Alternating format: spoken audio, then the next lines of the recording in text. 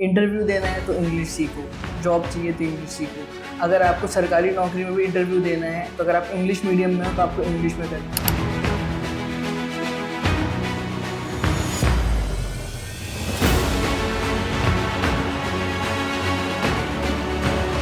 अपने ही देश में हिंदी दिवस मनाया जाता है। हिंदी दिवस क्यों मनाया जाता है? ये भी एक गलत परंपरा है। करोड़ों करोड़ों रुपए सरकार बर्बाद कर रही है। जैसे हिब्रू को एक दिन में लागू किया गया तो क्यों नहीं हिंदी इम्प्लीमेंट हो सकती? सरकार चाहे तो एक दिन में लागू कर सकती। उसका माइंडसेट उसके माँ बाप भी फीड करते हैं कि बेटा अंग्रेजी पढ़ोगे या फ्रेंच पढ़ोगे, जर्मन पढ़ोगे, बहुत आगे जाओगे। तो हिंदी आज की डेट में लगभग 54 विश्वविद्यालयों में बाहर के विश्वविद्यालयों में पढ़ाई जा रही है। मॉरिशस में हिंदी संस्थान बना है भारत और मॉरिशस सरकार के सहयोग से। हेलो एवरीवन, आज का एपिसोड सिर्फ एक भाषा के बारे में नहीं है, बल्कि एक सोच, एक पहचान और एक ऐसी विरासत के बारे में है जो हमारे समाज को जोड़ती है, हिंदी। आज हम बात करेंगे कि एजुकेशन के बदलते दौर में हिंदी की क्या भूमिका है। क्या हिंदी सिर्फ एक लैंग्वेज है या नॉलेज, रिसर्च एंड अपॉर्चुनिटी का भी एक पावरफुल मीडियम बन सकती है? हमारे साथ हैं एक ऐसे व्यक्ति जिन्होंने हिंदी को सिर्फ पढ़ा नहीं बल्कि अपने काम के माध्यम से उसे जिया भी है, डॉक्टर राजेश कुमार मांझी। सर, सबसे पहले आपका बहुत बहुत स्वागत है। जी नमस्कार सर। आज जैसे कि हम ना एक बड़े इंटरेस्टिंग टॉपिक पे बात करने वाले, विच आई फील कि सर लैंग्वेज को लेके ना हमारा और बहुत लोगों का ना अलग अलग पर्सपेक्टिव होता है। कोई कहता है कि नहीं, इंग्लिश एक कंपल्सन लैंग्वेज होनी चाहिए ग्लोबली जैसे है, या नहीं हम हिंदुस्तान की अगर बात करते हैं तो हम बात कहते हैं कि नहीं, हिंदी हमारी एक टंग पे लैंग्वेज होनी चाहती। तो आज जैसे हमसे लैंग्वेज के बारे में डिस्कशन स्टार्ट करने वाले हैं, तो सर सबसे पहले ना आई वांट टू नो कि आपकी अपनी लाइफ जर्नी क्या थी। लाइक व्हाट मोटिवेट्स यू कि आप एक हिंदी ऑफिसर एट जामिया। तो मैं उस पूरी सी जर्नी को ब्रीफ में समझना चाहेंगे, लाइक हाउ इट गोस। ने बहुत अच्छा सवाल किया। देखिए, हिंदी ऑफिसर बनने के लिए इसके पीछे जो है, सबसे पहले माँ बाप जो होते हैं, हर एक बच्चे के माँ बाप चाहते हैं उसका बच्चा सरकारी तंत्र में जाए, सरकारी नौकरी करे। मेरे पेरेंट्स जो हैं, पापा एमटेंडल में थे, तो उनका भी ध्यान था कि मेरा बच्चा जो भी है सरकारी नौकरी में जाए। हमने बहुत, क्योंकि I was in teaching previously in DPS RKपुरम, DPS Dwarka, DPS Gurgaon, then Masonic public school Basant Kunj. I taught Hindi and English both language up to 12th level. लेकिन जो भी वहाँ जो सैलरी मिलती थी पब्लिक स्कूलों में जो है 8,000 10,000, उससे कुछ नहीं होता। लेकिन मुझे सेटिस्फैक्शन था कि I am in good job. इन माँ बाप को ये सेटिस्फैक्शन नहीं था कि नहीं, मेरा बच्चा पढ़ा है तो सरकारी नौकरी में जाए, सरकारी नौकरी अच्छी होती है। तो उन्होंने बहुत बारी बोला कि नहीं, सरकारी नौकरी करो। फिर मैंने फॉर्म भरा। Then I have been selected in NCERT first time as copy editor. Then in कोयला मंत्रालय में जूनियर हिंदी ट्रांसलेटर बना। फिर वो नौकरी छोड़ के फिर मैं आ गया दिल्ली कोयला मंत्री जी के साथ, पर्सनल स्टाफ में जायसवाल जी के साथ। और फिर जामिया मिलिया इस्लामिया 4th जॉब है मेरी as Hindi officer. Hindi officer के लिए ये था कि जो भी सरकारी नौकरी है और ये गेस्टेड पोस्ट है, तो माँ बाप की बात रखने के लिए मैंने कहा चलिए मैं करूँगा। तो गेस्टेड UPSC की तैयारी करने के लिए बोला। UPSC की तैयारी नहीं की हमने। पेपर देने गए, लेकिन पेपर में गए, लेकिन हम सेंटर में तो घुस गए पापा के कहने से, लेकिन एग्जाम नहीं दिया हमने। चुपचाप बैठे रहे, वापस आ गए। ठीक है, तो इसके बाद ये सरकारी नौकरी गेस्टेड ऑफिसर का मिला, हमने किया माँ बाप की बात रखने के लिए। लेकिन जो भी है, still I am not satisfied with this Hindi officer job, because whatever ministry of home affair is giving guideline, we have to inform our higher officer that ये रूल आए हैं, rule regulations, we have to implement, इसे क्रियान्वित करना है। वो क्या होता है, गाइडलाइन जो दिशा निर्देश आते हैं पूरी तरह से क्रियान्वित नहीं हो पाती, क्योंकि जो सबऑर्डिनेट स्टाफ होता है या हमारे कलीग्स जो होते हैं वो काम नहीं करना चाहते। वो क्या करते हैं, कॉपी पेस्ट की आदत पड़ जाती है ज़्यादातर कार्यालयों में, कि not only in Jamia Millia Islamia, पूरे सेंट्रल गवर्नमेंट में जितने भी बैंक हैं, PSUs हैं, तो उसमें क्या केंद्रीय विश्वविद्यालय हैं, जो हिंदी अधिकारी जो होता है वो एक कम्युनिकेट करता है भारत सरकार गृह मंत्रालय के बात को, अपने अथॉरिटी को, कि ये निर्देश आए हैं, इसे इम्प्लीमेंट करना है। और जो हमारे साथ के असिस्टेंट रजिस्ट्रार, डिप्टी रजिस्ट्रार होते हैं, हमारे ही बराबर के होते हैं, वो लोग क्या करते हैं कि कॉपी पेस्ट की आदत पड़ जाती है कि इंग्लिश में काम करना ज़्यादा सुविधाजनक है। जबकि मेरा मानना है कि कोई भी काम कठिन नहीं है, दुरूह नहीं है। हमारे प्रैक्टिस के ऊपर है कि हम अगर प्रैक्टिस करेंगे तो काम अच्छा होगा, मन लगा के करेंगे। तो इसलिए जो भी है, मैं सेटिस्फाई नहीं हूँ इस जॉब से कि लोग साथ नहीं देते हैं। हम भरसक प्रयास करते हैं। अपने ही देश में हिंदी दिवस मनाया जाता है। हिंदी दिवस क्यों मनाया जाता है? ये भी एक गलत परंपरा है। करोड़ों करोड़ों रुपए सरकार बर्बाद कर रही है। अगर जैसे हिब्रू को एक दिन में लागू किया गया है तो क्यों नहीं हिंदी इम्प्लीमेंट हो सकती? सरकार चाहे तो एक दिन में लागू कर सकती है। इसे केवल प्रेरणा और प्रोत्साहन की नीति को छोड़ दे सरकार। अभी तक प्रेरणा और प्रोत्साहन करते करते इतने साल आज़ादी को हो गए, तो आज भी इम्प्लीमेंट नहीं है सरकारी कार्यालयों में। इसे पूरी तरह इम्प्लीमेंटेशन नहीं हो पा रहा है। अभी भी क्या है ना, अगर हम, आपने तो गवर्नमेंट बेस पे कही, अगर हम इसे बिल्कुल सोसाइटल बेसिस पे स्टार्ट करें, लाइक हम बात करते हैं अगर एजुकेशन सिस्टम से, हमारे स्कूल्स में आज भी सर 2 प्रकार के स्कूल्स हैं, हिंदी मीडियम, इंग्लिश मीडियम। और कहीं ना कहीं अगर एक बच्चों का माइंडसेट भी देखा जाए तो शायद वो भी बहुत ज़्यादा उस चीज़ में ओके नहीं है कि उन्हें हिंदी मीडियम में जाना है। वो भी कहीं ना कहीं एक विश रखते हैं कि हम इंग्लिश मीडियम में पढ़ें या हम कॉन्वेंट स्कूल्स में पढ़ें। तो सर हमें, मतलब मुझे ऐसे काफ़ी बार लगता है कि हिंदी और इंग्लिश ना शायद एक तरफ से पैरेलल है। कहते हैं हमारे कम्युनिकेशन में हिंदी और इंग्लिश दोनों वर्ड्स आ रहे हैं, पर कहीं ना कहीं काफ़ी बार दोनों लैंग्वेज एक दूसरे के सामने खड़ी हो जाती है। देखिए, जहाँ तक ये चीज़ है कि एजुकेशन सिस्टम की आप बात कह रही हैं जो भी, और हिंदी इंग्लिश पैरेलल है, इसमें कोई दो राय नहीं। लेकिन जहाँ तक माइंडसेट की बात है, कहीं ये बच्चा, कोई भी बच्चा जो है, किसी भी, चाहे अपर कास्ट क्लास का हो या लोअर तबके का हो, उसका माइंडसेट उसके माँ बाप ही फीड करते हैं कि बेटा अंग्रेजी पढ़ोगे या फ्रेंच पढ़ोगे, जर्मन पढ़ोगे, बहुत आगे जाओगे। हिंदी पढ़ोगे या दूसरी तमिल, तेलुगु, मलयालम पढ़ोगे या कोई मातृभाषा में, आज की डेट में एनईपी, भारत सरकार राष्ट्रीय शिक्षा नीति 2020 के तहत भाषाओं, बोलियां जो है, मातृभाषाएं जो है, जैसे मैथिली, भोजपुरी, अंगिका, बज्जिका, उसमें भी कोर्सेज तैयार हो रहे हैं। तो इन्फीरियरिटी फील करवाने के पीछे जो है पेरेंट्स का रोल है। वो बोलते हैं नहीं बेटा तुम अंग्रेजी पढ़ो, आप उसमें कॉन्फिडेंस बिल्ड कीजिए कि नहीं बेटा, जो जिस पे तुम्हें कमांड है, अपनी भाषा में तुम कम्युनिकेट कर सकते हो बेटर, तो उस चीज़ को डेवलप करो। से हमें ग्रूमिंग की ज़रूरत है, प्रॉपर ग्रूमिंग की ज़रूरत है और मोटिवेट करने की ज़रूरत है। कोई लैंग्वेज किसी के लिए बाध्य नहीं है, और हम थोपेंगे कोई लैंग्वेज तो बच्चा कम्युनिकेट नहीं कर पाएगा और पूरी तरह से एक्सप्रेस नहीं कर पाएगा। सो उसका कहीं ना कहीं रीज़न ये भी है ना, लाइक हम अगर आज की डेट में चाहे यूट्यूब की बात करें या किसी भी और भी प्लेटफॉर्म्स की बात करें जो भी हमारे ईजी एक्सेसिबल, अब वहाँ पर ना हम एक चीज़ देखते हैं कि कोई एक लोअर मिडिल क्लास में है, वो अपने करियर को ग्रोथ चाह रहा है, तो कहीं ना कहीं होता है कि यार you have to learn English. Interview देना है तो इंग्लिश सीखो, जॉब चाहिए तो इंग्लिश सीखो, अगर आपको सरकारी नौकरी में भी इंटरव्यू देना है तो अगर आप इंग्लिश मीडियम में हो तो आपको इंग्लिश में करना है। तो सर कहीं ना कहीं ऐसा भी है ना कि शायद बच्चा ना चाहता है कि वो इंग्लिश ना भी पढ़े, पर कहीं ना कहीं ऐसा एक सिस्टम डेवलप्ड है कि आपको इंग्लिश पढ़ना आपकी मेन रिक्वायरमेंट हो जाती है। देखिए, आपने जॉब को एजुकेशन से जोड़ने, अभी जो बात कर रहे हैं, जॉब पाना अलग चीज़ है और एजुकेशन गेन करना, नॉलेज गेन करना टोटली डिफरेंट थिंग। ठीक है, नॉलेज के साथ हम जॉब को नहीं जोड़ सकते। हाँ, लेकिन आजकल ज़्यादातर सोसाइटी में, जो भारत में खास तौर से, भारत में क्या है कि ज़्यादातर जो स्टूडेंट्स हैं वो जॉब ओरिएंटेड कोर्स कर रहे हैं। ठीक है, उनका ध्येय है कि मुझे नौकरी पानी है। नौकरी पाना अलग टोटली चीज़ है, नॉलेज गेन करना अलग चीज़ है, मेरा ये कहना है। इसलिए दोनों को सेपरेट रखिए। हाँ, आप ये देखिए कि आप कुशल, अगर हिंदी के क्षेत्र में आपके पास कमांड है तो हिंदी में भी बहुत ऊपर तक जा सकते हैं। आज की डेट में आप director, deputy director, joint director, और एजुकेशन सिस्टम में आप प्राइमरी टीचर से लेके आप वाइस चांसलर तक बन सकते हैं। आज की डेट में हिंदी माध्यम से पढ़े हुए प्रोफेसर नवीन चंद लोहानी जी हैं, उत्तराखंड मुक्त विश्वविद्यालय के वाइस चांसलर हैं। आप यहाँ जो दिल्ली में देखिए, केंद्रीय विश्वविद्यालय इंदिरा गांधी राष्ट्रीय मुक्त विश्वविद्यालय, उसके जो कुलपति हैं, हिंदी के इतने बड़े राइटर हैं, हिंदी और भोजपुरी भी जानते हैं, प्रोफेसर जितेंद्र श्रीवास्तव जी।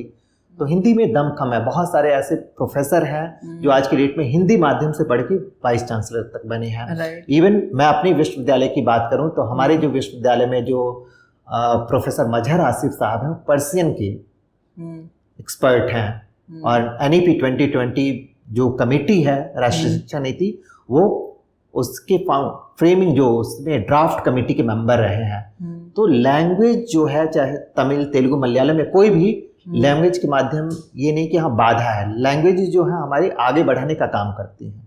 ठीक है, ठीक है। ये चीज़ें हैं। तो सर अगर मान लीजिए कि हम लैंग्वेज को और आगे तक हम प्लान करते हैं कि कोई बच्चा ये कहता है कि ठीक है मैं अपनी मातृभाषा में अपनी नॉलेज को गेन करता हूँ, तो सर उसके बाद उसके लिए आगे करियर अपॉर्चुनिटीज़ कैसे ओपन हो? देखिए लैंग्वेज, मान लीजिए मैं भोजपुरी की बात करूं, जैसे ठीक है, मेरी मातृभाषा भोजपुरी है, मैंने जो भी मैं थिंकिंग प्रोसेस करता हूँ, आज की डेट में मेरी 14 किताबें हैं, ठीक है, तो जो भी मैंने हिंदी, इंग्लिश, भोजपुरी तीनों में लिखता हूँ, लेकिन थिंकिंग प्रोसेस जो होता है, मैं अंग्रेजी भी लिखता हूँ, तो थिंकिंग प्रोसेस फर्स्ट टाइम मेरे दिमाग में जो आती हैं बातें भोजपुरी में आती हैं, उसे मैं ट्रांसलेट करता हूँ आइदर इन हिंदी और इंग्लिश।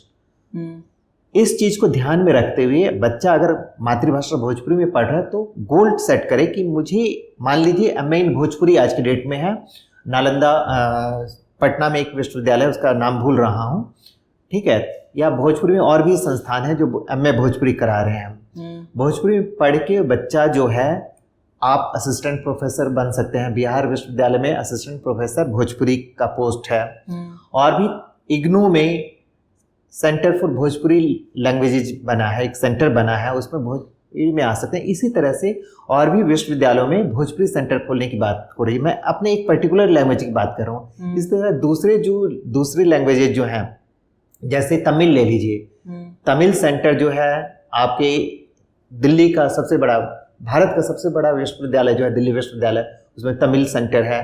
उमा देवी जी हैं, प्रोफेसर उमा देवी जी हैं, उनके साथ 10-12 तमिल के प्रोफेसर हैं।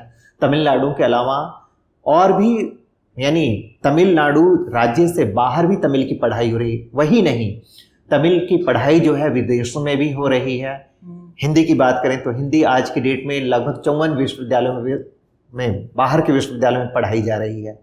मॉरिशस में हिंदी संस्थान बना है, भारत और मॉरिशस सरकार के सहयोग से, बायलैटरल गवर्नमेंट का सहयोग रहा है। तो इस तरह से लैंग्वेजेज जो हैं बहुत सारे कोलैबोरेशन के साथ, गवर्नमेंट के साथ कोलैबोरेट करके बहुत सारे काम हो रहे हैं, पढ़ाई लिखाई हो रही है। और भोजपुरी की बात करें तो भोजपुरी भारत में मान्यता प्राप्त नहीं, लेकिन 3 देशों में अभी मान्यता प्राप्त है भारत के बाहर। ठीक है, ये चीज़ें हैं। तो सर आपने एक बात की ट्रांसलेशन के रिगार्डिंग, ट्रांसलेशन ना आज की डेट में, मतलब अगर हम लोग पर्सनली देखते हैं तो हम लोग ना, जैसे गूगल ट्रांसलेशन हो गया या अब तो चैट जीपीटी आ गया, तो हम उसमें कोई भी टेक्स्ट डालेंगे, चाहे वो इंग्लिश में हो या किसी भी अदर लैंग्वेज में हो, और हम उसको बड़े इजीली ट्रांसलेट कर लेते हैं।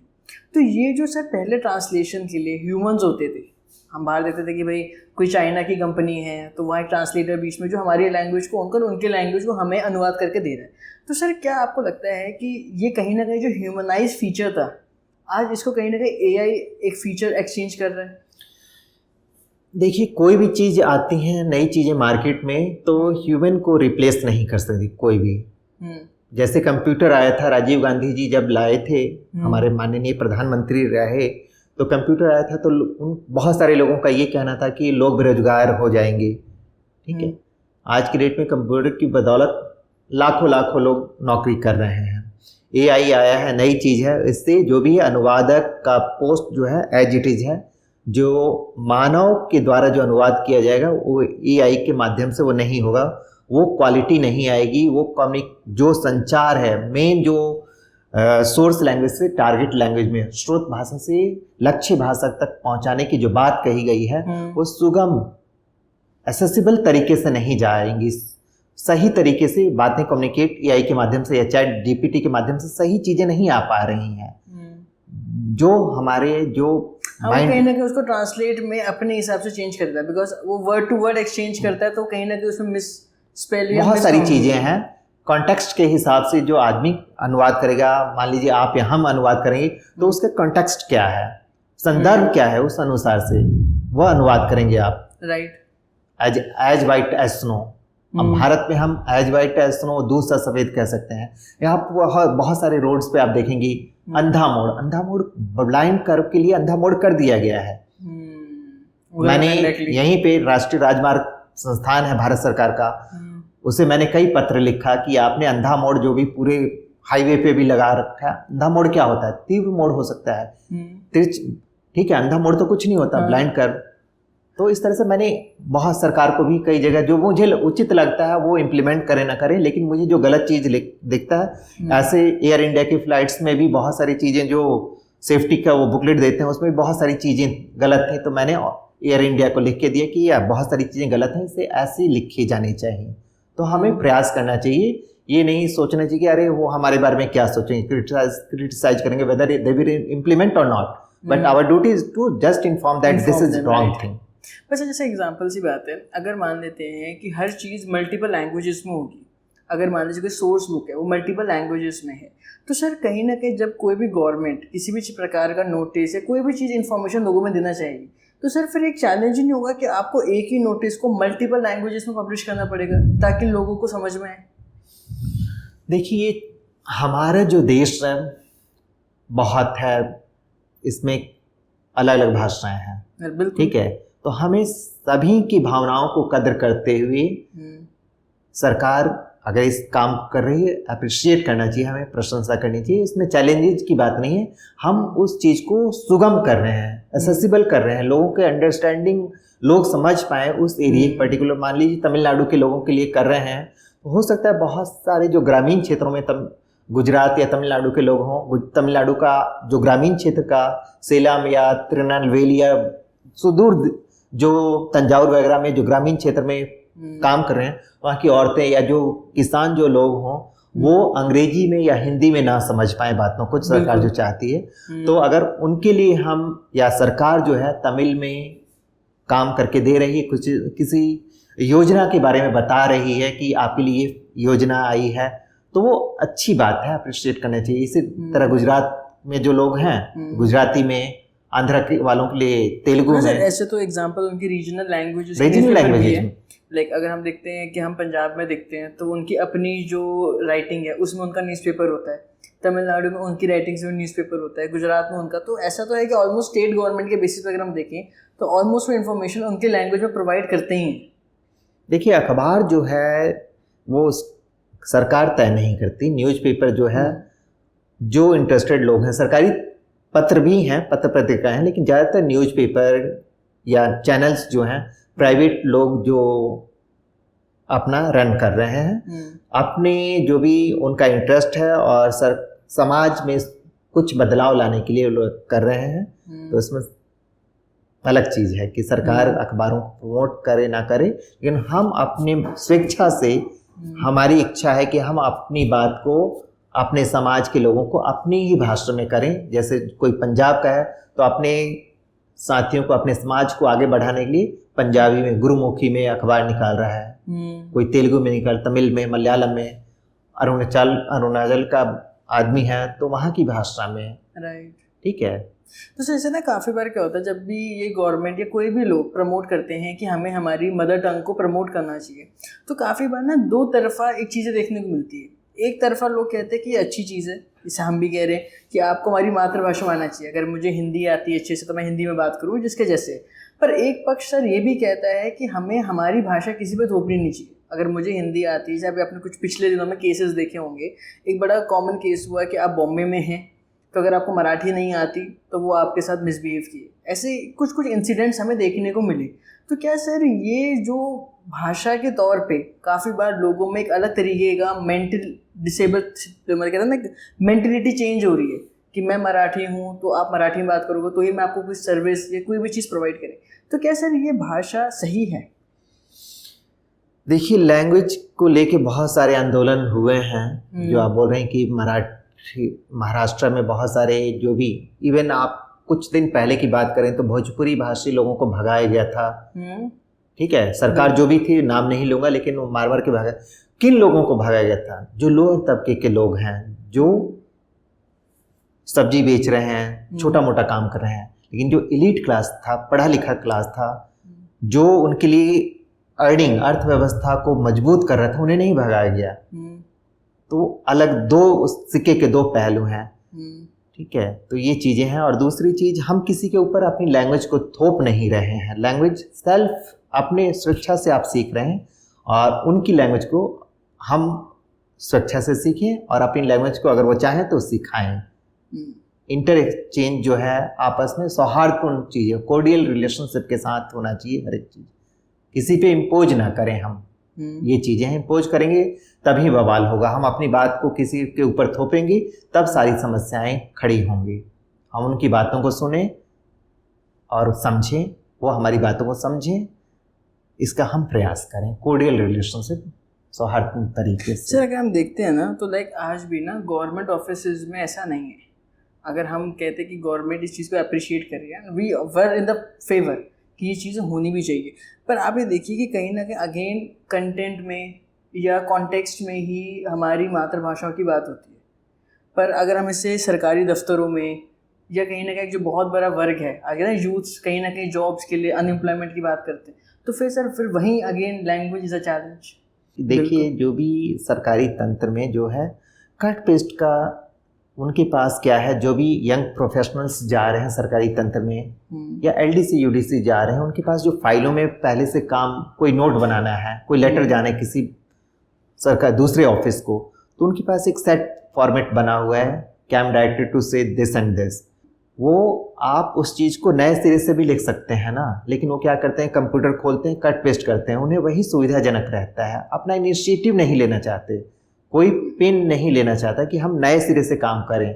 कई इसी कट पेस्ट के चक्कर में क्या होता है कि कई बात जो है उसका डेट और वो जो डेट चेंज करना भूल जाते हैं, सब्जेक्ट भी भूल जाते हैं और उसी में कट पेस्ट करके भेज देते हैं, तो बवाल मचता है। इसलिए ये चीज़ें होती हैं। तो सरकारी तंत्र में ये समस्याएं हैं क्योंकि हम करना नहीं चाहते। सरकारी नौकरी पा ली है तो अब हमें जो काम मिला है, हम एलडीसी सेलेक्टेड हुए हैं, मान लीजिए आपने पीएचडी की है, आपको टीचिंग या प्रोफेसर की जॉब नहीं मिली, if you have been selected as junior Hindi translator और typist, you have to do your work with utmost dedication. आप अनुवादक बने हैं तो अनुवाद का काम ठीक से कीजिए क्योंकि सरकार आपको अनुवाद का पैसा दे रही है। टाइपिस्ट बने हैं या एलडीसी बने तो एलडीसी, लेकिन वो अपने काम से सेटिस्फाई नहीं है। आज की डेट में बोलते हैं अरे मैं तो पढ़ा लिखा हूँ, मैं इतना पढ़ा लिखा हूँ, मेरा काम है ये करना, इसलिए बेमन ढंग से वो काम करते हैं। वो कहने का अकाउंटेबल सिंसियरिटी नहीं है, सिंसियर नहीं है अपने काम के प्रति, डेडिकेशन नहीं है, इसलिए वो इस तरह से हो रहा है। सर कहने के अकाउंटेबल भी नहीं है ना। हाँ, अकाउंटेबिलिटी तो तभी आएगी जब आप सिंसियर होंगे। राइट। उन्हें डर नहीं है कि हमारे ऊपर कोई भी डिसिप्लिनरी एक्शन, अनुशासनात्मक कार्रवाई की जा सकती है। सरकारी तंत्र में डिसिप्लिनरी एक्शन का प्रोविजन है, लेकिन क्या करते हैं ऑफिसर्स, कोई पेनाल्टी नहीं लगाते, जाते छोड़ते हैं, छोड़ो आज नहीं तो कल सीख जाएगा, करते करते पूरे 60 साल पूरे हो जाते हैं, आदमी रिटायर हो जाता है। वो नेग्लिजेंस है, फिर बाद में लोगों के लिए बहुत स्ट्रगल बनती है ना? बिल्कुल बिल्कुल, ये चीज़ें हैं। तो हम जिस काम को करें मन लगा के करें, मेरा ये मानना। सर मतलब मैं आपको ऑनेस्टली बताऊं, मेरा कोई सर डिबेटेबल नहीं है। मैं ये नहीं कह रहा कि कोई भी लैंग्वेज होनी चाहिए नहीं होनी चाहिए, पर सर मेरा एक कंसर्न ये होता है कि अगर हम जैसे लैंग्वेज की बात करते हैं और हम कहते हैं कि हम अपनी मातृभाषा में चीज़ों को सीखें और आगे उसी को हम कैरी फॉरवर्ड करें अपने साथ, पर कहीं ना कहीं सर क्या होता है ना, एट दी एंड ना हमारे लाइफ में मॉनेटरी बेनिफिट बहुत मैटर करता है। आपकी नॉलेज, आपका एक्सपीरियंस, आपकी लाइफ और कहीं ना कहीं मनी मैटर, कहीं ना कहीं सब इक्वल है। सर मेरा पॉइंट ये है कि जैसे ना काफ़ी बार क्या होता है, कोई इंटरव्यूज़ हुए, चाहे वो प्राइवेट फील्ड में हुए, गवर्नमेंट फील्ड में, किसी भी फील्ड में हुई, तो बच्चों का ना कहीं माइंडसेट होता है कि मैं इस लैंग्वेज में कंफर्टेबल नहीं था, इसलिए मैं कहीं ना कहीं उस इंटरव्यू को क्रैक नहीं कर पाया। तो क्या लैंग्वेज सच में इतना बड़ा चैलेंज बन सकती है हमारे लिए कि कहीं ना कहीं हमारे करियर का ऑब्स्टेकल बन जाए? जी, आपका सवाल जो भी बहुत जायज़ है, क्योंकि हम भारत में ये केसेस, बहुत सारे ऐसे केस देखे हैं कि बच्चों ने सुसाइड किया है भाषा को लेके। क्लास में गए तो जो पढ़ाया जा रहा है अंग्रेजी माध्यम से पढ़ाया जा रहा है, किसी और फ्रेंच जर्मन जो भी पढ़ाया जा रहा है वो उस चीज़ को समझ नहीं पाए हैं, या जो टीचर सवाल करते हैं समझ नहीं पाते हैं, घर में आते हैं ये तो माँ बाप को बताते हैं। माँ बाप भी कई बार जो भी डांटते हैं कि तुम सीखो सीखो, ज़बरदस्ती सीखो। जो आदमी अंदर से सीखने की भावना अंदर से होती है, अगर अंदर से उसका मन करेगा तो लैंग्वेज ईजिली सीख लेगा। अगर उससे लगेगा कि ये लैंग्वेज जो थोपी जा रही है, हमारे ऊपर इम्पोज की जा रही है, तो बच्चा कभी नहीं सीखेगा। तो इस वजह से वो क्या है, अपने आप को इन्फीरियर फील करता है। क्लास में जब जाता है टीचर्स डांटते हैं, घर में आता है ही और she has been scolded by their his parents. तो इस केस में क्या होता है कि वो फिर वो उदास होने लगता है, फिर बिल्कुल आइसोलेट होने की कोशिश करता है, फिर वो सुसाइड करता है। तो लैंग्वेज इस बारे में फिर वो हर्डल हो जाता है, उसके लिए बाधा बन जाती है लैंग्वेज कोई भी हो। तो इसलिए हमें बच्चों को मोटिवेट करना चाहिए कि either you speak Hindi, English और Tamil Telugu, learn Tamil Telugu Malayalam French German जो भी है, लेकिन आप अपनी भाषा के माध्यम से सीखें। मान लीजिए आपको जर्मन सीखना है, बाइलिंगुअल डिक्शनरी या ट्राइलिंगुअल डिक्शनरी हो जो बच्चा सीखे उसके माध्यम से। इस तरह की डिक्शनरीज की भी आज ज़रूरत है ताकि वो उस चीज़ को समझ पाए, अपनी भाषा के माध्यम से उस लैंग्वेज को समझ पाए, तब वो और कंफर्टेबल हो पाएगा। और अंग्रेजी या फ्रेंच में जो पढ़ाया जा रहा है उसकी क्लास में टीचर जो सवाल जवाब कर रहे हैं तो उन सवालों का जवाब जो है बेहतर ढंग से कर दे सकेगा जब उसके पास एडमिनिस्ट्रेटिव ग्लोसरीज होगी उसकी लैंग्वेज में, यानी ट्राइलिंगुअल लैंग्वेज ग्लोसरीज की भी ज़रूरत है। राइट, बिल्कुल। उसका स्टडी मटेरियल सर उस लैंग्वेज में तभी तो उसे एक्सप्लेन कर पाएगा। स्टडी मटेरियल दूर की बात है, पहले उसके बेसिक जो शब्द हैं, मान लीजिए टीचर जो शब्द जर्मन का नमस्ते कोई शब्द बोल रहा है जर्मन में, राइट, वो समझ ही नहीं पाएगा बच्चा कि वो क्या बोल रहे हैं। ठीक है, नमस्ते या तो गुड मॉर्निंग गुड आफ्टरनून नहीं बोला उसने, नमस्ते अपने जर्मन में बोला। बच्चे को वो जर्मन नहीं आती तो उसके लिए डिक्शनरी जो ट्राइलिंगुअल डिक्शनरी उसकी मदर टंग से अंग्रेजी में, अंग्रेजी से वो जर्मन में, राइट, तो ट्राइलिंगुअल डिक्शनरीज की ज़रूरत है आज की डेट में, ताकि ये सुसाइड के जो केसेस जो हो रहे हैं भारत में, इस तरह की समस्याएं कम हो, मेरा ये मानना है। और इस दिशा में हम लोग अपने एक बात की थी एलीट क्लास की, मैं आपको पॉइंट आउट करें एलीट क्लास पे, तो सर आप मतलब मुझे ऐसा भी लगता है और काफ़ी लोगों को भी लगता है कि कहीं ना कहीं जब आप उस एलीट क्लास में जाते हैं, चाहे किसी डिस्कशन के लिए, कभी किसी बातचीत के लिए, तो कहीं ना कहीं सर काफ़ी बार ना लैंग्वेज से ना लोग आपको जज करते हैं कि यार ये तो हिंदी में बोल रहा है, वी वर वेरी मॉडर्न। तो सर लैंग्वेज से लोगों को जज भी किया जाता है काफ़ी बार सर। इस इन्फीरिटी के चक्कर में भी ना लोग अपनी जो रियल लैंग्वेज है, अपनी मातृभाषा, जो भी मातृभाषा हो या हिंदी भी हो, वो उस पर नहीं कम अप कर पाते, क्योंकि उन्हें कहीं ना कहीं लगता है कि मुझे सोसाइटी एक्सेप्ट नहीं करेगी, वो इन्फीरिटी कहीं ना कहीं है। तो मुझे ऐसा लगता है कि जब तक ये जो पर्सपेक्टिव है कि हम किसी भी लैंग्वेज में किसी भी तरीके से अपनी चीज़ों को एक्सप्रेस कर सकते हैं, जब तक सोसाइटी से एक्सेप्ट नहीं करेगी। देखिए, सबसे बड़ी बात है जो हम जिस चीज़ पे स्वाभिमान करें, ठीक है, जिस चीज़ अगर हमें अपनी भाषा पे स्वाभिमान नहीं होगा, मान लीजिए आप हिंदी भाषी हैं, हिंदी पे स्वाभिमान, पहला गर्व कीजिए कि हाँ मैं हिंदी जानता हूँ, अच्छे तरीके से अपनी बात को हिंदी में कम्युनिकेट कर सकता हूँ। सबसे उस पर कमांड होना चाहिए। सबसे पहले आप हिंदी में बोल रहे हैं, अंग्रेजी में बोल रहे हैं, तमिल में या फ्रेंच जर्मन में, जिस चीज़ में आप अच्छे तरीके से अच्छे शब्दों का चयन कर सकते हैं, अच्छे शब्दों का इस्तेमाल करके अपनी बात को दूसरे तक पहुंचा सकते हैं, संप्रेषित कर सकते हैं, कम्युनिकेट कर सकते हैं। शब्द चयन का बहुत बड़ा रोल है अपनी बात को मनवाने के लिए और समाज से रिस्पेक्ट पाने के लिए। ये नहीं कि आप गलत अंग्रेजी बोलें, गलत सलत अंग्रेजी हो तो आपको ज़्यादा रिस्पेक्ट मिलेगा। ठीक है, शब्द आपने कौन से यूज किए हैं, शब्द चयन क्या है, उसका पेस क्या है, टोन क्या है आपका, वो सब मायने रखता है। टोन और पेस बहुत मायने रखता है किसी भी लैंग्वेज में, चाहे आप हिंदी में बोलें, अंग्रेजी में बोलें, किसी भी लैंग्वेज में। बिल्कुल ठीक है। तो ये चीज़ें हैं कि हमें अपने ऊपर सबसे पहले लैंग्वेज पे कमांड हो, जिस लैंग्वेज में भी बात करना चाहें, और स्वाभिमान, आपको गर्व होना चाहिए कि हाँ मैं हिंदी में बोल रहा हूँ या अंग्रेजी में बोल रहा हूँ, तो there should not be any error. ठीक है, और कॉन्टेक्स्ट के हिसाब से हमें शब्दों का चयन करना चाहिए, मेरा ये मानना है। तब आपका रिस्पेक्ट बढ़ेगा समाज में, समाज के लोग आपको इज्जत देंगे कि आपने शब्द किस संदर्भ में आपने बात की है, कौन से शब्दों का इस्तेमाल किया।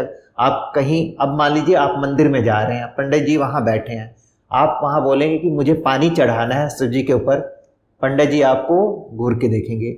जल चढ़ाना है, आप घर में जाएं, घर में अपने बच्चे से, आपने जो स्पाउस है, पत्नी है, तो पत्नी से बोले कि मुझे एक गिलास जल देना जरा, तो बड़ा ऑड लगेगा। आप पानी मांगेंगे वहाँ, ठीक है।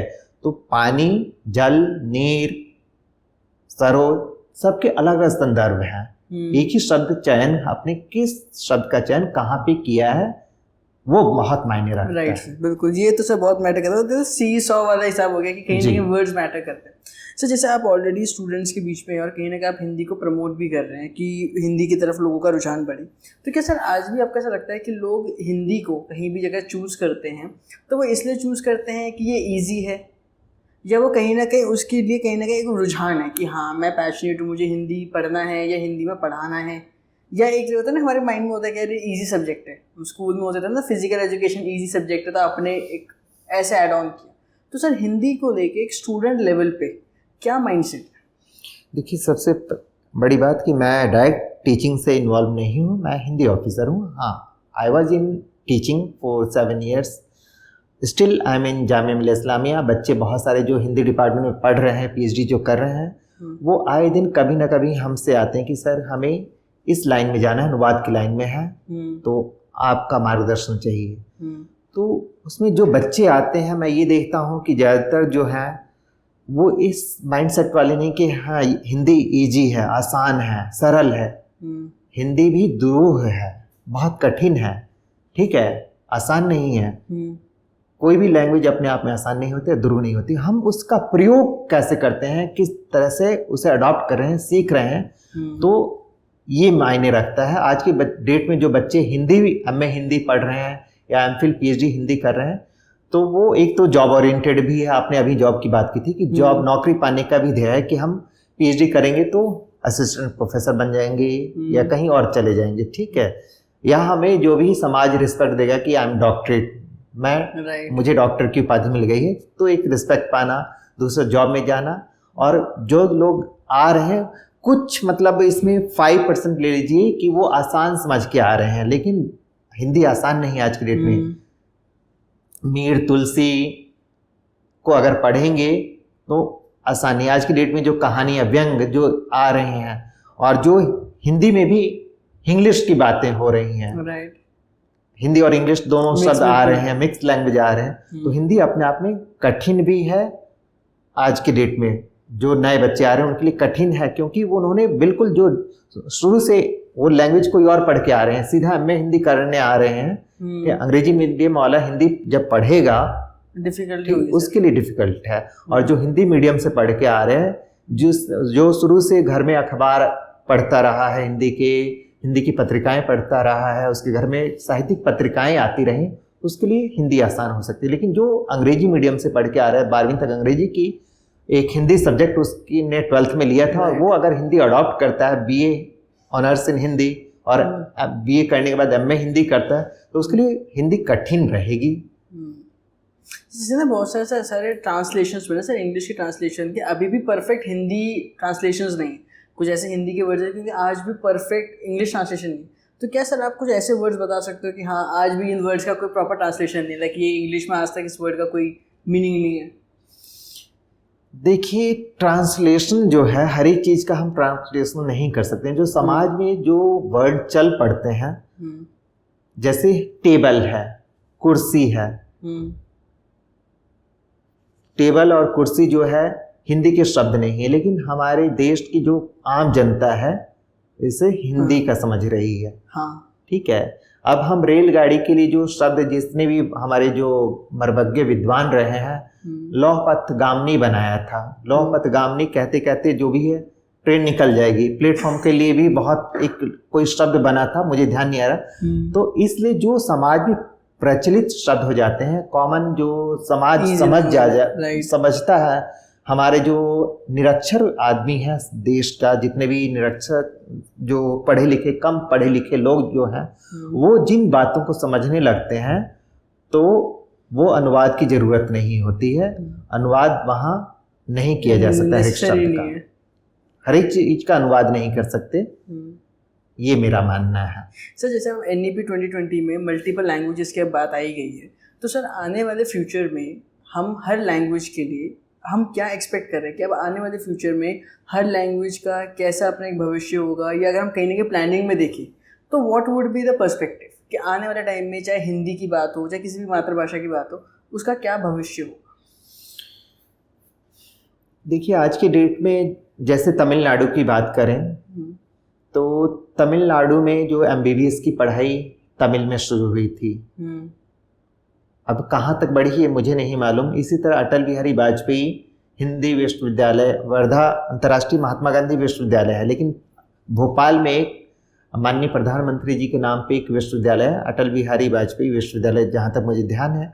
उसमें बहुत सारे जो तकनीकी जो कोर्सेज हैं, उनकी जो किताबें अनुवादित की जा रही हैं, अंग्रेजी से हिंदी में की गई हैं, और अनुवादक जो आए हैं, अनुवादकों ने क्या किया है कि वही गूगल ट्रांसलेशन किया, अपना दिमाग नहीं लगाया है, और वो जब किताबें वहाँ पहुँची हैं तो लोगों में बवाल मचा है, अरे ये क्या अनुवाद कर दिया है। तो अनुवाद के फील्ड में भी वही आदमी आए। मेरा ये कहना है कि अगर आप अनुवादक बनना चाहते हैं, किताब अनुवादित करने चाहते हैं, you should have command over both language, और आप संदर्भ को देख के अनुवाद कीजिए। जो किताब भी बनी थी उसमें बहुत सारे सवाल जवाब किए गए, तो अनुवाद ठीक से नहीं हुआ क्योंकि आपने गूगल का सहारा लिया। गूगल आदमी से बेहतर अनुवाद नहीं कर सकता। तो अनुवाद के फील्ड में वही आदमी है जिससे मन हो, पूरा अपना समय दे पाए। अनुवाद एक अपने आप में कला है, विज्ञान है, ठीक है। इस कॉन्टेक्स्ट को समझना, इमोशन को समझना, फिर से ट्रांसलेट जी, क्योंकि पूरा संस्कृति का अनुवाद कर रहे हैं, पूरे 2 संस्कृतियों का आप अनुवाद कर रहे हैं। हिंदी की संस्कृति अलग है, अंग्रेजी की संस्कृति अलग है, तो भाषा जो है पूरे संस्कृति को लेके चलती है। इसलिए मेरा ये कहना है कि हमें जड़ों को सींचने की ज़रूरत है आज की डेट में। यानी हम पौधों को बड़ा करने के लिए हम केवल पत्तों पे पानी डालते रहेंगे तो पौधे बड़े नहीं होंगे। आने वाले समय में कुछ दिन हरे दिखेंगे, उसके बाद मुरझा जाएंगे। इसलिए जड़ों को सींचना जरूरी है। इसलिए बच्चों को शुरू से ही हमें हैबिट ये डालना है कि लैंग्वेज पे command, practice makes a man, अभ्यास करने से ही हमें निपुणता आएगी। मेरा ये कहना है। तो क्या होता है ना सर, हम ना स्कूल में थे ना, तो ना पूरी हिंदी सीख पाए ना पूरी इंग्लिश सीख पाए, और वही अनुवाद आज तक चलता रहेगा, ना तो पूरी हिंदी समझ में आई और ना ही पूरी इंग्लिश समझ में आई। समस्याएं हैं, कुछ बहुत सारी समस्याएं पूरे भारत में ही है। इसलिए मेरा ये कहना है कि जो भी काम करें, आप जो भी लैंग्वेज सीखें, मन लगा के सीखिए, तभी आप उस काम को जो भी अच्छे तरीके से कम्युनिकेट कर पाएंगे और लोग आपके काम को अप्रिशिएट करेंगे। जब आपका काम दिखेगा कि हाँ, इसमें कोई भी कृत्रिम चीज़ें नहीं हैं, ठीक है, एक सहज शब्दों का यूज किया गया हो अनुवाद में, सामान्य शब्दों का जो आम बोलचाल की भाषा जो है उसके शब्द दिखेंगे आपको। संदर्भ देखते हुए अनुवाद करेंगे, तब वो लोगों में ये चीज़। तो सर, अगर मान लीजिए हमें इस टाइप के साहित्य को और समझना हो, इन अनुवादक को समझना हो और डेप्थ में जाना हो, तो इसके लिए लाइक हमें किस टाइप की जर्नल्स हो गई या बुक्स हो गई, हमें किस चीज़ का रेफरेंस लेना चाहिए? लाइक अगर आप हमें गाइड करो कि आप इस टाइप के रेफरेंसेस ले सकते हो जिनसे आपको बहुत हेल्प होगी इस सब ट्रांसलेशंस के अंदर, इस चीज़ों को और बेहतर समझने के लिए, तो ऐसा कुछ कॉन्टेक्स्ट में आप हमें सपोर्ट। अनुवाद के लिए आप बोल रहे हैं कि अनुवाद के फील्ड में जो आए आदमी, उसके लिए देखिए, अनुवाद के फील्ड में तो वही आदमी आए, सबसे पहले उससे भाषा के प्रति रुचि हो, अपने समाज और संस्कृति के बारे में रुचि हो, उसे अभिमान हो भारतीय होने पे। अगर आप भारतीय हैं और भारतीय भाषाओं से एक भारत की भाषा जैसे तमिल से तेलुगु में कर रहे हैं या हिंदी से तमिल तेलुगु में कर रहे हैं, तो आपको रुचि होनी चाहिए सबसे पहले, और रुचि जब होगी तभी आप उस काम को मन लगा के करेंगे। तो रुचि का पहला होना जरूरी है, ऊपर से दक्षता, कमांड होना जरूरी है लैंग्वेज के ऊपर, कि आपके पास हिंदी में भी कमांड हो, आप पूरी तरह से समझ पाएँ हिंदी के शब्दों को, उसकी संस्कृति को, उसके भाव को, और तमिल कल्चर को आप तमिल में करें तो तमिल के कल्चर को भी समझती हो। जैसे वणक्कम, अब वणक्कम जो है तमिल में है, हम यहाँ नमस्कार बोलते हैं, नमस्ते बोलते हैं। हम यहाँ अंग्रेजी में तो good morning, good afternoon, good evening, good night, वहाँ पे भी 2-3 शब्द हैं। वणक्कम हम समझते हैं कि वणक्कम है, अब वहाँ सायं वणक्कम है, मध्य वणक्कम है, मध्य मीन्स गुड आफ्टरनून, ठीक है। तो उन चीज़ों को गहराई से समझिए। अब जैसे अब तमिल के कुछ और शब्द हैं हम लेते हैं, जैसे वो करेंगे, बैठिए, ठीक है, तो हमें समझने की ज़रूरत है, उस चीज़ को समझिए, उसकी भाषा को, संदर्भ को देख। हमें प्लस एक तो कमांड हो गया, रुचि, ऊपर से डेडिकेशन होना चाहिए। आपके पास समर्पण नहीं हो कि हाँ आप इस काम के प्रति मन लगा के काम करें, डेडिकेशन होगा, सिंसियरिटी होगी, तभी उसमें काम कर पाएंगे, निपुणता आएगी।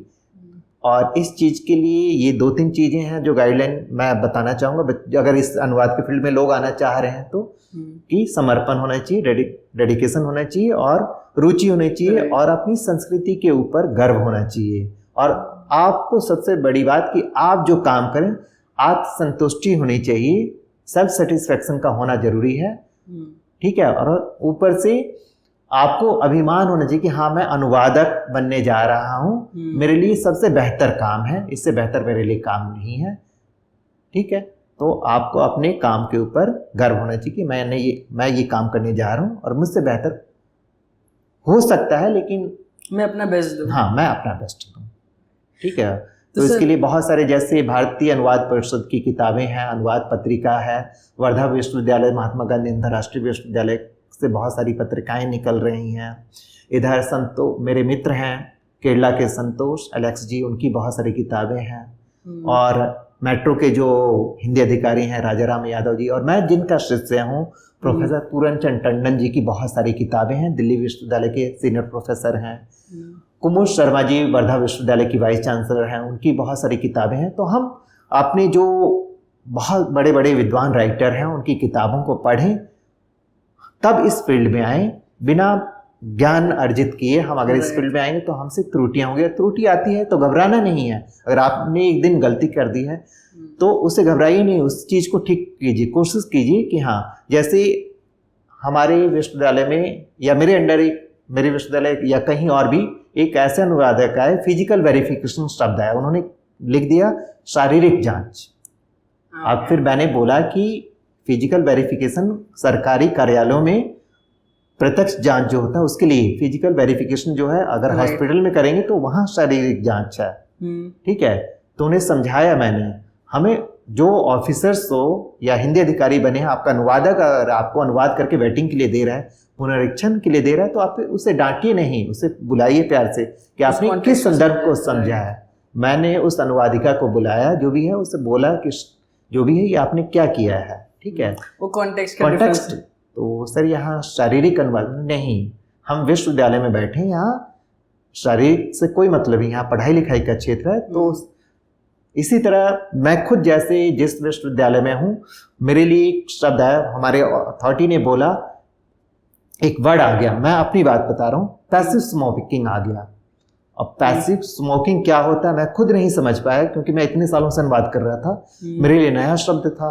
सारी डिक्शनरी मैंने फादिर कामिल बुल्के, हरदेव बहरी बहुत सारी ढूंढ ली, कोई शब्द नहीं मिल रहा था। फिर मैं अपने बॉस के पास गया, बोला सर ये इस शब्द पे मैं अटक गया, ठीक है, बहुत देर हो गया, सारी पूरी लाइन कर ली और पूरी इस शब्द पे। फिर उन्होंने क्या निकाला, सिगरेट निकाला, पीने लगे, चारों तरफ धुआं हो गया।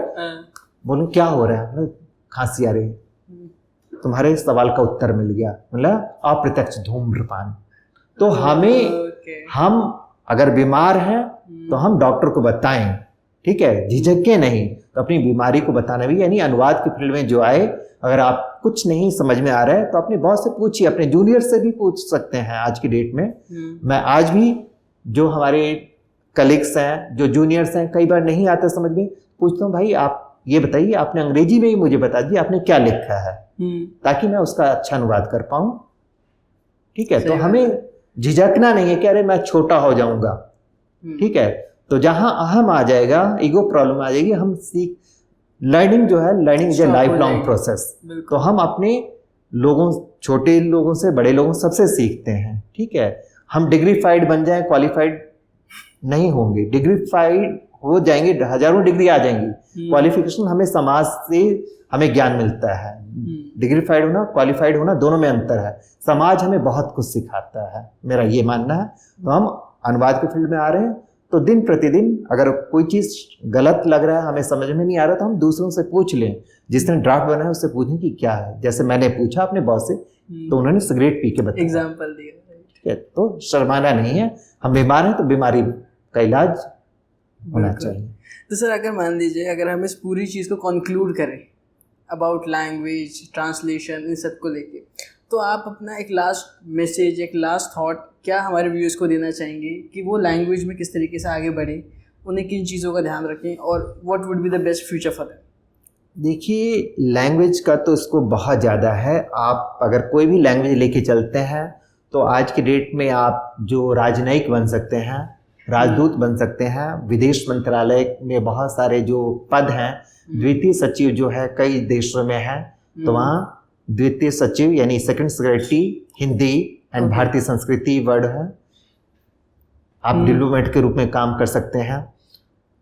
बड़ी बड़ी जो मल्टीनेशनल अमेजोन जो है ट्रांसलेटर रख रही हैं, ठीक है, और भी बहुत सारी कंपनियां हैं, गूगल में ट्रांसलेटर्स होते हैं, बहुत सारे जो फॉरेन कंपनी जितनी भी, हाँ जितनी भी IBM है, बड़ी बड़ी मल्टीनेशनल जो कंपनी है उसमें अनुवादक के तौर पे, इंटरप्रेटर के तौर, जितने भी राजनयिक जाते हैं, कहीं पे भी नेता जाते हैं तो उनके साथ कई बार इंटरप्रेटर्स जाते हैं। तो लैंग्वेज का बहुत ज़्यादा स्कोप है कि you can become interpreter, translator, यानी दुभाषी बन सकते हैं, अनुवादक बन सकते हैं, राजनयिक बन सकते हैं, आप प्रोफेसर बन सकते हैं, और प्रोफेसर अगर बन गए तो आप किसी IIT NIT के डायरेक्टर बनेंगे, नहीं तो आप वाइस चांसलर तक जा सकते हैं। ठीक है, हमारे जो हिंदी में इतनी ताकत है कि अटल बिहारी वाजपेयी जी हरदम हिंदी बोलते थे, राइट, ठीक है, हमारे माननीय प्रधानमंत्री जी हिंदी बोलते हैं। तो भाषा कहीं पे हमें रोकती नहीं है, भाषा जो हमें आगे बढ़ाती है, और जितनी हम भाषाएं जानेंगे हमारे लिए अच्छी बात है कि जितनी लैंग्वेज जानेंगे वो हमारे लिए और अच्छा रहेगा कि हम संस्कृति को अपना प्रमोट कर सकते हैं, दूसरे देशों की संस्कृति को समझ सकते हैं वहाँ की भाषाओं को जान के। तो ये भाषा जो है एक नींव है और एक रास्ता सुगम बनाती है हमें संस्कृतियों को समझने के लिए, वहाँ के लोगों के कल्चर को समझने के लिए, खान पान, रहन सहन, व वेशभूषा, सब कुछ जो है भाषा से जुड़ा हुआ है। इसलिए संस्कृति को बचाना है तो हमें भाषाओं को बचाना होगा। भाषा गई तो संस्कृति गई। उसे कहते हैं ना, भारत ऑलरेडी कल्चर डाइवर्सिटी का एक देश है जी। तो जितने कल्चर, जितनी डाइवर्सिटी हम यहाँ सीख सकते हैं, मुझे लगता है कहीं नहीं। तो भाषा अपने आप में संस्कृति का जो भी है, सब कुछ संस्कृति भाषा से जुड़ी है। अगर अपनी भाषा नहीं है तो हमारी संस्कृति नहीं है। संस्कृति, भाषा गई तो संस्कृति गई, इसलिए भाषाओं को बचाना जरूरी है। आज के डेट में भारत में बहुत सारी इंडेंजर्ड लैंग्वेजेज है, बट भोजपुरी जो है आगे बढ़ रही है। बहुत सारी भाषाएं धीरे धीरे विलुप्त हो रही हैं, लेकिन भोजपुरी ऐसी लैंग्वेज है जो ग्लोबली बढ़ रही है, जिस भाषा का मैं भाषाभाषी। बिल्कुल सर, वही है ना, ये आपके हाथ में कि आप अपनी भाषा को बचाना चाहते हैं, धीरे धीरे वो भाषा फिर ऐसी ही विलुप्त होती चली जाएंगी। बिल्कुल, तो हम अपने बच्चों को, जो फ्यूचर जनरेशन है, उसे बताएं कि ये लैंग्वेज ये है, हमारी मातृभाषा ये है, इसे प्रिजर्व करना है। मैं अपने घर में बात करूं तो मैं अपनी बेटी को, मेरी बेटी जो 3 साल की थी तब से वो प्ले करती है, भोजपुरी में प्ले किया, अंग्रेजी में किया, आज वो भरतनाट्यम देश विदेश में कर रही है। ठीक है, तो हम अपनी संस्कृतियों को भी बचाएं। भरतनाट्यम मैंने इसलिए डलवाया, बिटिया का रुचि था तो भरतनाट्यम बेटी करती है, भोजपुरी में भी नाटक किए हैं उसने। हमारे जो गुरु हैं जिनसे मैंने लिखना पढ़ना सीखा, पूरन चंद्रन जी तो अकेडमिक गुरु हैं, लेकिन इस कला के क्षेत्र में जो लेके आए, जिन्होंने लेखन के प्रति रुझान पैदा किया, तो श्री MP सिंह, महेंद्र प्रसाद सिंह जी, कल ही उनका 75 साल हुआ है, कल 75वां जन्मदिन था, और वो उन्होंने हमें लिखने पढ़ने, नाटक के क्षेत्र में आए, उनके बदौलत हम मैंने बहुत सारे नाटक लिखे हैं, तो उन्होंने नाटकों का मंचन किया है। और मेरा एक नाटक गिरमिटिया भारतवंशी, जिसके बेस पे माननीय सुषमा स्वराज जी के साथ मैं 2 देशों की यात्रा कर चुका हूँ। ठीक है, और उसे विदेश मंत्रालय ने ही छापा है। गिरमिटिया भारतवंशी भोजपुरी में लिखा था, और ICCR की विदेश मंत्रालय की पत्रिका जो गगनांचल है, इतने सालों 40 सालों से पत्रिका चल रही थी, और पहली बार किसी भोजपुरी दूसरी लैंग्वेज की चीज़ को लिया गया, तो पहली बार भोजपुरी लैंग्वेज को लिया गया। मेरे नाटक को पब्लिश किया गया गगनांचल में 40 सालों, और उसे विदेश संस्कृति मंत्रालय ने कराया 2013 में। नहीं सर, वो तो है सर, तो लैंग्वेज हम अपनी बात को किस तरह से कम्युनिकेट करें और गर्व करें, सबसे बड़ी बात कि हम अपनी भाषा पे स्वाभिमान होना चाहिए, गर्व होना चाहिए, तभी आगे बढ़ सकती है। आज मैं हिंदी, इंग्लिश, भोजपुरी तीनों में लिखता हूँ, लेकिन सोचता भोजपुरी में हूँ तभी अंग्रेजी में लिख पाता हूँ। बिल्कुल, धन्यवाद सर, आपका बहुत बहुत आज बहुत बहुत धन्यवाद, आप सभी का बहुत बहुत धन्यवाद। आज की कॉन्वर्जेशन में हमने समझा कि हिंदी से बोलने की भाषा नहीं, बल्कि ज्ञान, संस्कृति और समाज को जोड़ने का एक माध्यम है। डॉक्टर राजेश ने हमें बताया कि किसी भी भाषा की ताकत सिर्फ उसमें इस्तेमाल में नहीं, बल्कि उस भाषा में नए विचार, रिसर्च और इनोवेशन को जगह देने में होती है। आज के डिजिटल और ग्लोबल युग में ज़रूरी है कि हम अपनी भाषाओं को सम्मान दें और उन्हें एजुकेशन के नए डायमेंशंस के साथ आगे बढ़ाएं। भाषा सिर्फ शब्दों का माध्यम नहीं होता, भाषा हमारी सोच और हमारी पहचान होती है। जय हिंद, जय भारत।